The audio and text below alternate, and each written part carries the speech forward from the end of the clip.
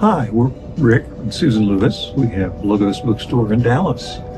And our store just turned 50 years old this year. And we've just grown with the store. Books have meant a lot to us in growing our faith. And we love to put those books in other folks' hands.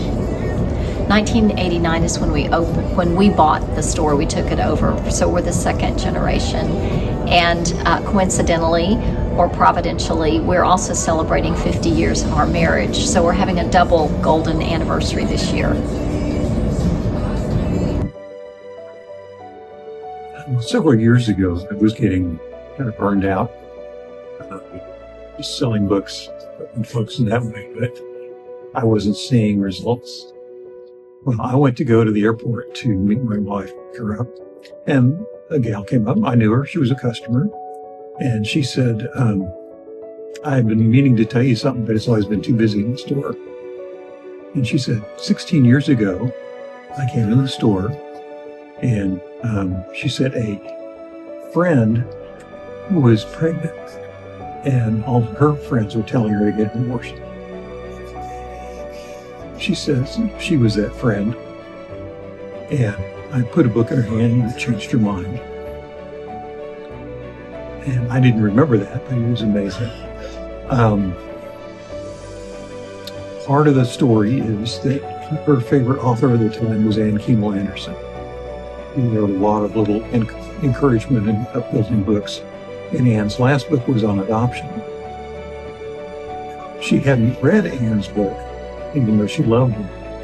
But after she read the book she read Anne's book, she was coming back herself from visiting her 16-year-old son that Anne had adopted. 3 years ago, after 47 years in one location, our landlord told us that we had to move. They had sold the building, they were going to tear it down, and it was just devastating to us. It was so overwhelming to consider that. And our community raised up around us and funded everything about our move.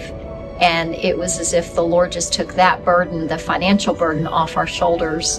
And He provided a way, He provided a spot just across the street from where we had been. And we saw so many miracles along the way. And that was one of the most encouraging things that has happened to us. So if somebody is looking to start a new bookstore, one of the first things I say is you must believe that God has called you.